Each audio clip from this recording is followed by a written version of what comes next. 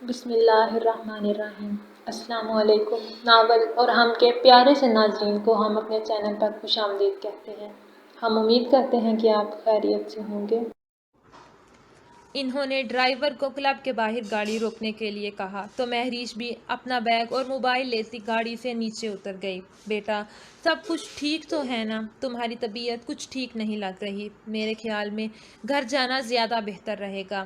تم اپنی دوست اور ریحان سے معذرت کر لو، وہ اسے دیکھتے ہوئے بولے۔ نہیں بابا، میں بالکل ٹھیک ہوں اور تھوڑا وقت انجوائے کرنا چاہتی ہوں۔ میں ریحان کے ساتھ گھر آ جاؤں گی، آپ بے فکر ہو کر گھر جائیں۔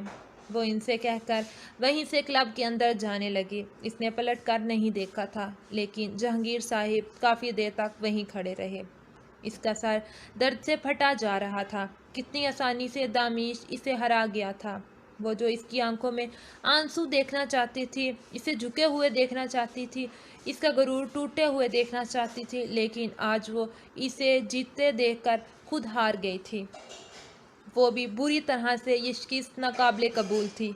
وہ ہمیشہ بازی لے جاتا تھا۔ اس بار اس نے بہت بڑا کھیل کھیلا تھا۔ اس بار اسے یقین تھا وہ ہار جائے گا۔ پریا کے وہاں سے جانے پر وہ پریشان ہو گئی تھی کہ اس کا مقصد پورا نہیں ہوا، لیکن پھر پریا کا جانا اسے ٹھیک لگا تھا۔ اس نے دامیش کے سامنے یہ کہہ دیا کہ پریا اس کے ہاتھ کا کھلونا ہے، جس کے ساتھ وہ اپنے انداز سے کھیل کر اس کے جذبات کا سودا کر رہی تھی۔ لیکن اب وہی کھلونا دامیشا کی دسترس میں آ چکا تھا اور یہی اس کی ہار تھی۔ وہ اسے اپنے ساتھ اندر لے کر آیا تو باہر ہی سے ہی اسے اپنے کمرے میں جانے کے لیے کہا اور خود دادی کے کمرے میں چلا گیا۔ اسے سمجھ نہیں آ رہا تھا وہ خود اس کے کمرے میں کیسے جائے۔ اسے یہ سب کچھ بہت عجیب لگ رہا تھا۔ کہنے کو تو یہ اس کی شادی کی پہلی رات تھی، لیکن نہ تو اسے دلہن کی طرح سجایا گیا تھا اور نہ ہی وہ کوئی عام دلہن تھی۔ میڈم، سر نے بولا ہے کہ آپ اوپر اپنے کمرے میں جائیں، میرا مطلب ہے سر کے کمرے میں جائیں۔ اس کے قریب کھڑا ملازم جو کل تک اس کے ساتھ کام کرنے والا تھا، اس کا بے حد عزیز بھائی تھا، آج ان دونوں میں تکلف کا رشتہ آ گیا تھا۔ اس نے بڑی مشکل سے ہاں میں سر ہلایا اور قدم سیڑھیوں کی جانب بڑھا دیے۔ وہ آہستہ آہستہ سیڑھیاں چڑھتی اپنی زندگی کے سب سے مشکل امتحان سے گزر رہی تھی۔ آنے والی زندگی میں کیا ہونے والا تھا کیا نہیں، اسے کچھ بھی نہیں پتا تھا۔ اس کا دماغ بالکل خالی ہو چکا تھا۔ اسے خوف آ رہا تھا۔ نکاح تو کر لیا تھا اس نے، لیکن کیا دامیش اسے معاف کرے گا؟ یقیناً نہیں کرے گا۔ اس کا دل ٹوٹا تھا۔ پریا نے کتنے برے طریقے سے اس کا دل توڑا تھا۔ کیا وہ معافی کے لائق تھی؟ اگر اس کے ساتھ کوئی ایسا کرتا تو کیا وہ اسے معاف کر دیتی؟ شاید نہیں۔ دل دکھانے والے کو معاف کرنا آسان نہیں ہوتا، اور پھر وہ اس سے معافی کی امید کیسے رکھ سکتی تھی؟ نہیں، ہرگز نہیں، وہ معافی کے لائق ہی نہیں تھی۔ لیکن اسے معافی مانگنی تھی۔ اس نے غلطی کی تھی، اپنے بابا کے لیے ہی صحیح، لیکن اس نے اس کے جذبات کے ساتھ کھیلا تھا، اسے دھوکہ دیا تھا، اور دھوکے کی کوئی معافی نہیں ہوتی۔ لیکن وہ ساری زندگی کے لیے اس کی ناراضگی کیسے برداشت کرتی؟ اب تو یہ ساری زندگی کا سوال تھا، نکاح کا بندھن تھا۔ اس نے کمرے میں قدم رکھا تو کمرہ اندھیرے میں ڈوبا ہوا تھا۔ اس نے ہاتھ آگے بڑھاتے ہوئے کمرے کی لائٹ آن کر کے اسے روشنی سے نہلا دیا۔ وہ کمرے میں بیٹھ کر اس کے آنے کا انتظار کرنے لگی۔ اس وقت رات کے 3 بج رہے تھے۔ نہ جانے کس سوچ کے ساتھ وہ اٹھی اور واش روم میں آ گئی۔ وضو کی نیت سے اس نے پانی کا نل کھولا۔ دماغ پر بہت ساری سوچیں سوار تھیں، لیکن اس وقت سجدہ ہی اسے سکون دے سکتا تھا۔ اور وضو مکمل کر کے آئی تو دامیش ابھی تک واپس نہیں آیا تھا۔ اس نے وہیں الماری سے ایک چادر نکال لی۔ جائے نماز تو تھی نہیں، تو اس نے چادر پر ہی اس نے نماز پڑھنے کا فیصلہ کرتے ہوئے اسے زمین پر بچھایا۔ وہ ذہنی طور پر بے حد بے سکون تھی، اور وہ جانتی تھی اسے سکون صرف یہی ایک چیز دے سکتی ہے۔ غلطی تو اس سے ہوئی تھی، اور شاید اب زندگی بھر اسے اس غلطی کی معافی نہیں ملنی تھی، لیکن وہ اللہ سے معافی مانگنا چاہتی تھی۔ شاید دامیش کا دل اتنا بڑا نہیں کہ وہ اپنے جذبات کی توہین کو معاف کر سکے، لیکن اس کے اللہ کا دل بہت بڑا تھا۔ وہ تو بندوں کی بڑی سے بڑی غلطی معاف کر دیتا تھا۔ وہ بھی جانتی تھی کہ اس کی بھی غلطی چھوٹی نہیں تھی۔ کسی کا دل دکھانا اللہ کا ناپسندیدہ کام ہے، اور اس نے اللہ کا ناپسندیدہ کام کیا تھا، لیکن اسے اپنی غلطی کا احساس تھا۔ اتنا سب کچھ ہو جانے کے باوجود دامیش نے اپنی محبت کی توہین نہیں کی تھی، بلکہ اسے نکاح کے پاکیزہ بندھن میں باندھ کر اپنے ساتھ اس گھر میں لایا تھا۔ اگر وہ چاہتا تو اسے صفائے ہستی سے غائب کر دیتا، کبھی اس کا نام و نشان بھی نہ ملتا، لیکن اس نے ایسا نہیں کیا تھا، بلکہ اسے اپنے نکاح میں شامل کر کے ہمیشہ کے لیے اپنے ساتھ اس گھر میں لے آیا تھا۔ کہنے کو وہ اسے یہاں سزا دینے لایا تھا، لیکن یہ سزا نہیں، ایک موقع تھا جو اسے اللہ کی طرف سے ملا تھا۔ دامیش اسے سزا نہیں دے پایا تھا، شاید وہ اسے ٹوٹ کر چاہتا تھا۔ کل تک یہ رشتہ دھوکے بازی پر قائم تھا، مہریش کے حکم پر اس نے دامیش سے تعلق جوڑا تھا، لیکن سب کچھ جاننے کے بعد اب جو تعلق ان دونوں میں قائم ہوا تھا وہ اللہ کی طرف سے قائم ہوا تھا، اور اللہ نے جو تعلق اسے دیا تھا وہ بہت مضبوط تھا، اور وہ اس تعلق کو پورے دل سے نبھانے کے لیے تیار تھی۔ اس کے بابا نے بالکل ٹھیک کہا تھا، دامیش نے بے شک اسے اغوا کر کے اس کے ساتھ غلط کیا تھا، لیکن اس کے ساتھ مزید کچھ بھی غلط کرنے کے بجائے وہ اسے اپنے نکاح میں لے چکا تھا تاکہ اسے اپنے ساتھ کیے گئے دھوکے کی سزا دے سکے۔ وہ اسے اذیت دینا چاہتا تھا، اس کی سانس مشکل کر دینا چاہتا تھا، وہ اپنے ساتھ کیے گئے فریب کی سزا دینا چاہتا تھا، اور اسے یقین تھا وہ سزا ضرور دے گا، لیکن کیا وہ اس سب پر ثابت قدم رہ پائے گی؟ یہ سب اس کے لیے آسان ہوگا؟ اسے دامیش سے کوئی گلہ شکوہ نہیں تھا، وہ اسی سلوک کی مستحق تھی، بلکہ وہ تو اگر اپنا دل دکھائے جانے پر اس کا قتل کر دیتا تو بھی وہ اف تک نہ کرتی، کیونکہ وہ حق ہی نہیں رکھتی تھی۔ جس طرح سے ایک گناہ گار کو سزا کے طور پر جیل میں قید کیا جاتا ہے، اسی طرح دامیش نے اسے اپنی زندگی میں قید کیا تھا، اور اسے یہ قید قبول تھی۔ اس نے سوچ لیا تھا وہ دامیش سے معافی مانگے گی اپنی غلطی کی، وہ ہر ممکن طریقے سے اس سے معافی مانگے گی۔ دامیش اس کے ساتھ کوئی بھی سلوک کرے لیکن وہ پیچھے نہیں ہٹے گی، کیونکہ کل تک ان دونوں کے درمیان کوئی رشتہ نہ تھا، اب ایک مضبوط تعلق تھا، اور وہ اس تعلق کو نبھانا چاہتی تھی۔ وہ نماز پڑھ کر فارغ ہوئی اور دعا مانگ کر چادر لپیٹ کر رکھنے ہی لگی تھی کہ پیچھے مڑ کر دیکھا، دامیش بیڈ پر شانے بے نیازی سے بیٹھا اسے ہی دیکھ رہا تھا۔ ایک لمحے کے لیے اس کی نگاہوں سے خوف سا آیا تھا، اس کی عجیب سی مسکراہٹ اسے ڈر میں مبتلا کر رہی تھی۔ بیبی، میں کب سے تمہیں ڈھونڈ رہا ہوں اور تم یہاں ہو۔ ریحان اس کے آنے پر اس سے ملا تھا، وہ اس سے ہائی ہیلو کر کے خود ایک سائیڈ ہو گئی تھی۔ اسے آج اپنی ہار کا دکھ منانا تھا، ریحان تو صرف ایک بہانہ تھا۔ مہریش ڈارلنگ، آج تو ہم یہ خوبصورت رات ایک دوسرے کے ساتھ گزاریں گے، آج تو مجھے انکار نہیں کر سکتی، تمہیں میرے ساتھ ہوٹل چلنا ہوگا، بس یہ میرا آخری فیصلہ ہے، اگر تم نے انکار کیا تو میں تم سے سخت خفا ہو جاؤں گا، میں تمہیں پہلے ہی بتا رہا ہوں۔ ریحان اس کے پاس بیٹھتے ہوئے بولا، وہ کافی دیر سے لڑکیوں کے ساتھ ناچ گانے میں مصروف تھا، لیکن اس کو دیکھ کر اس کے پاس ہی آ گیا۔ ریحان، اس وقت میں یہ ساری باتیں نہیں کرنا چاہتی، تو پلیز سمجھنے کی کوشش کرو، میرا موڈ خراب ہے، وہ اسے ذرا سختی سے بولی تاکہ اسے ابھی تنگ نہ کیا جائے، لیکن ریحان تو شاید کسی اور ہی مٹی کا بنا تھا۔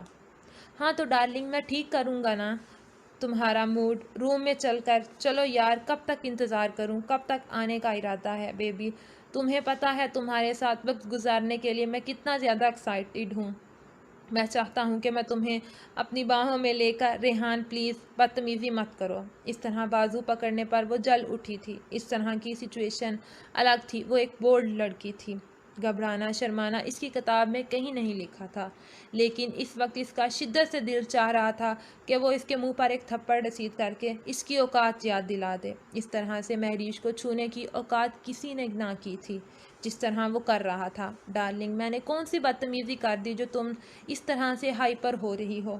ہماری شادی ہونے والی ہے، ہم ایک دوسرے کو سمجھ رہے ہیں، لیکن نہ جانے تمہارے ساتھ کیا مسئلہ ہے، عجیب قسم کے نخرے دکھا رہی ہو تم، دیکھو مجھے اس طرح کی لڑکیاں بالکل پسند نہیں، میری اور تمہاری شادی کی بات چل رہی ہے اور یہاں تمہارے نخرے ہی ختم نہیں ہو رہے، اگر یہی سب کچھ چلتا رہا تو ہماری شادی ممکن نہ ہوگی، کبھی نہیں۔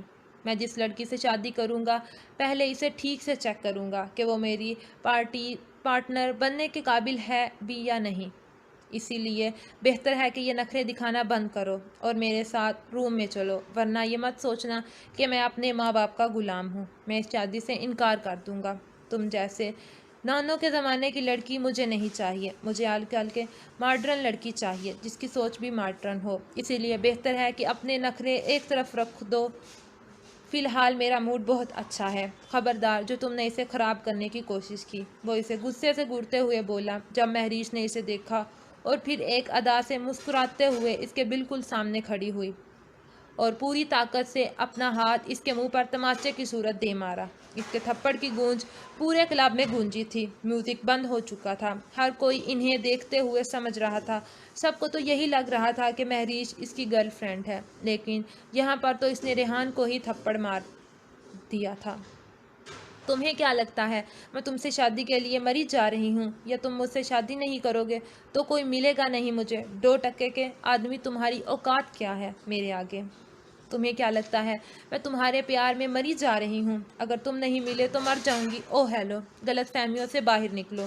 تم مجھے نہیں، میں تمہیں برداشت کر رہی ہوں، وہ بھی کتنے دنوں سے۔ پتہ نہیں میرے ڈیڈ کو تم میں ایسا کیا نظر آ گیا جو وہ میری شادی تم سے کرنا چاہتے ہیں۔ کافی ٹھیک ٹھاک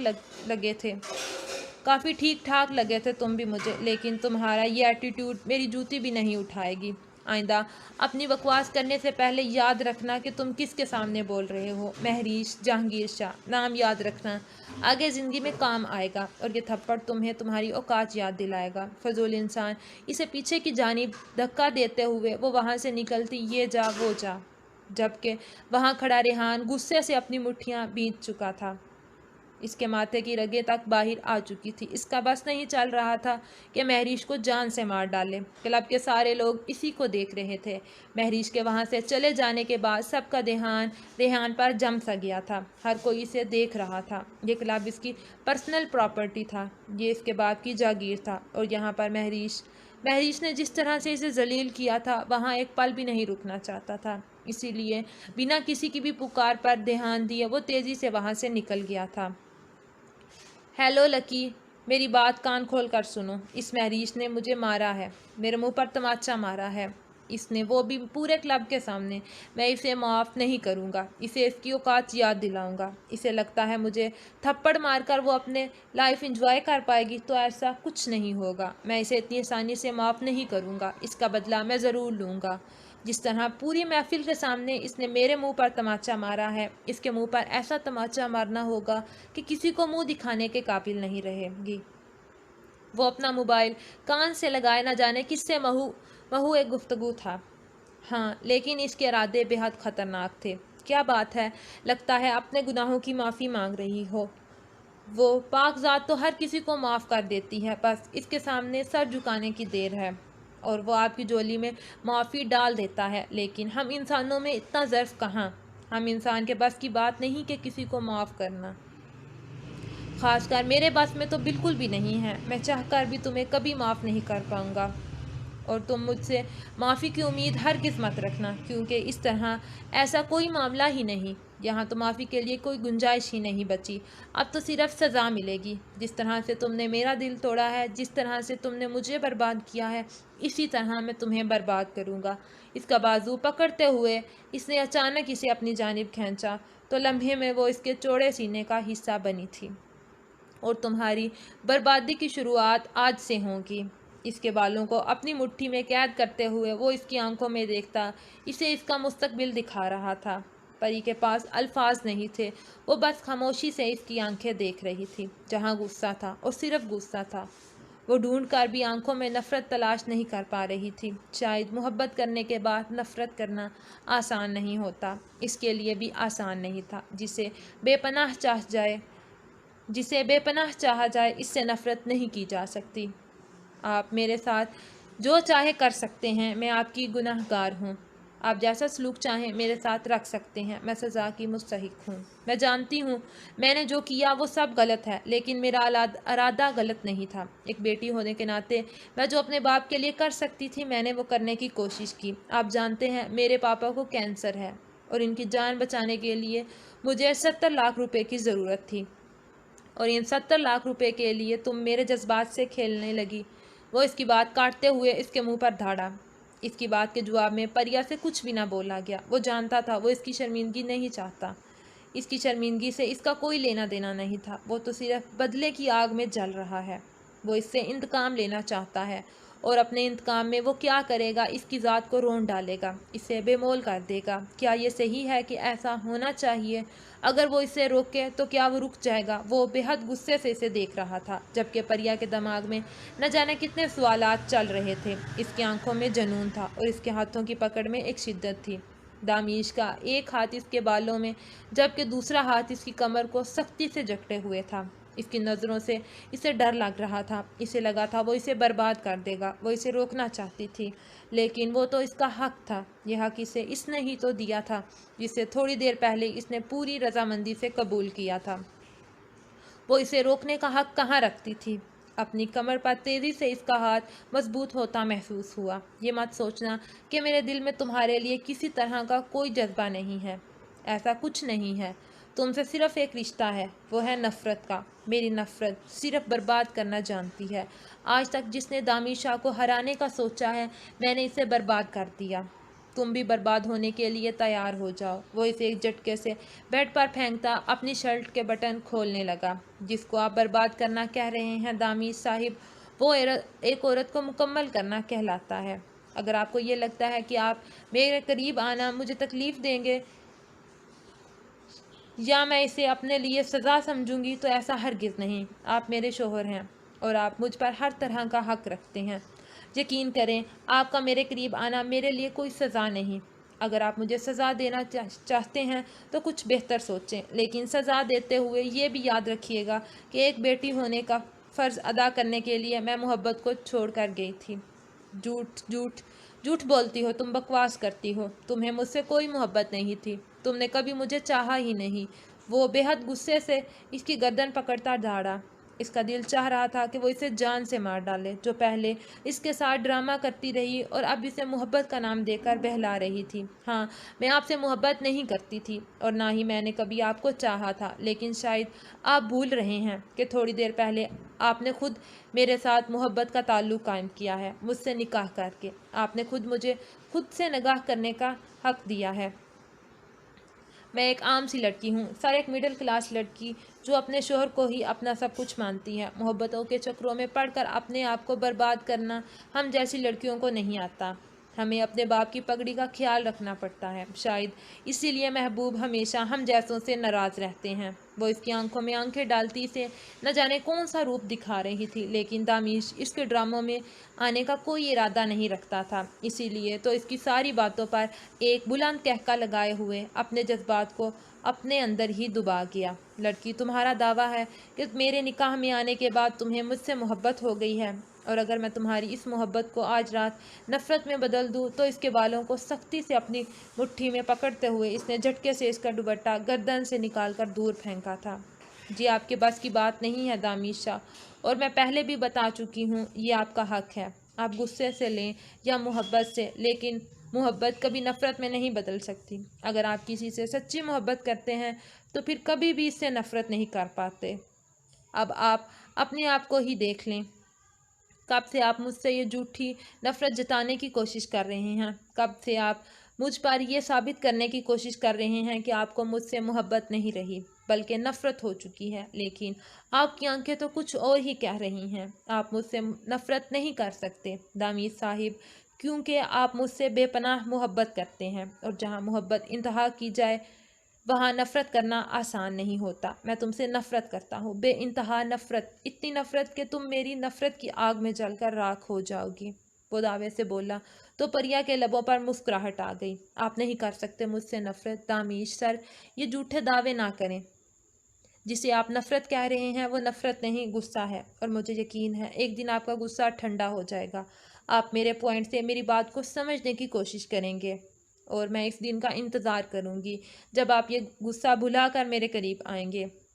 یہ غصہ نہیں، نفرت ہے جاہل لڑکی، اور آج میں تمہیں بتاؤں گا کہ میں تم سے کتنی نفرت کرتا ہوں۔ وہ اسے گھورتے ہوئے بول رہا تھا، لیکن شاید اپنی نفرت کو اس پر ثابت کرنا اتنا بھی آسان نہیں تھا۔ وہ بے حد غصے سے اس کا چہرہ اپنے ہاتھوں کی سخت گرفت میں لیتا اس کے لبوں پر جھکا تھا۔ اس کی سانسوں کو اپنی سانسوں میں قید کر کے اس نے اپنی نفرت کو جتانے کی بھرپور کوشش کر ڈالی تھی۔ اس کی لبوں پر پوری شدت سے جھکا وہ شاید اسے دوسری سانس لینے کا موقع نہیں دینا چاہتا تھا۔ اس کی باہوں میں بے بس اس کی پناہوں میں بے بس ہوتے ہوئے اس کے کاندھوں پر اپنی طرف سے وار کرتی اسے خود سے دور کر رہی تھی، لیکن شاید آج وہ اس پر اپنی نفرت ہر انداز میں ظاہر کرنا چاہتا تھا۔ یہ اس کی بے بسی کی انتہا تھی کہ وہ چاہ کر بھی اسے روک نہیں پا رہی تھی۔ اپنے کاندھے سے شرٹ سرکتی محسوس کر کے اس کی مزاحمت دامیش کی پناہوں میں بری طرح دم توڑ چکی تھی۔ وہ بالکل بے بس ہو چکی تھی۔ اب تک کے لیے اتنا ہی۔ اگر آپ کو ہماری یہ ویڈیو اچھی لگی ہو تو ویڈیو کو لائک کریں، کمنٹ کریں، چینل کو سبسکرائب کریں اور ویڈیو کو اپنے دوستوں کے ساتھ شیئر کرنا مت بھولیے گا۔ ملتے ہیں اگلی ویڈیو میں ایک نئی ایپیسوڈ کے ساتھ۔ تب تک اپنا بہت سا خیال رکھیے گا اور ہماری ٹیم کو دعا میں ہمیشہ یاد رکھیے گا۔ اللہ حافظ۔